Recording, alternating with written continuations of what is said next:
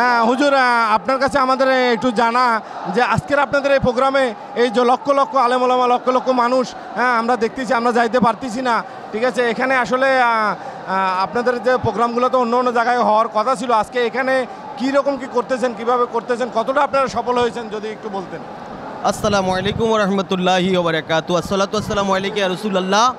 প্রিয় আশিকানে মুস্তাফা, সারা বিশ্বের যত মুসলমান রয়েছে সকলকে এটাই আহ্বান করছি, আজকে এই ঢাকার বুক সুন্নিয়তের নারায়ে তাকবীর, আল্লাহু আকবার, নারায়ে রিসালাত, ইয়া রাসূলুল্লাহর স্লোগানে মুখরিত রয়েছে।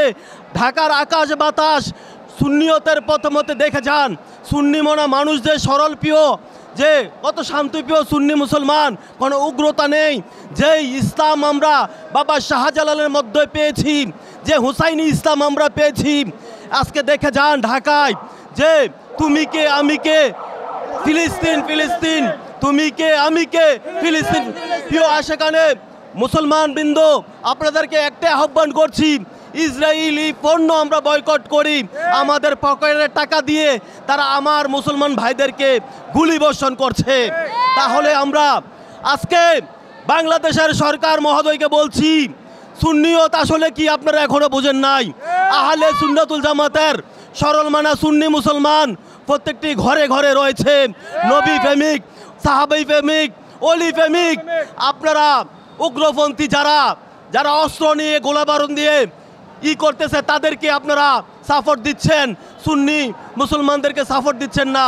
আজকে সুন্নিয়ত এমন সুন্নিয়ত, ইমাম হুসাইনের তলোয়ার, শাহজালালের তলোয়ার যদি গর্জে ওঠে কেউ দাবায় রাখতে পারবে না।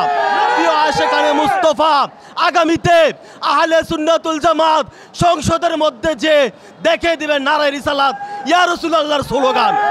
আমি বলবো আপনারা যারা এখনো ঘরে বসে আছেন চলে আসুন, দলে দলে ঢাকায় চলে আসুন।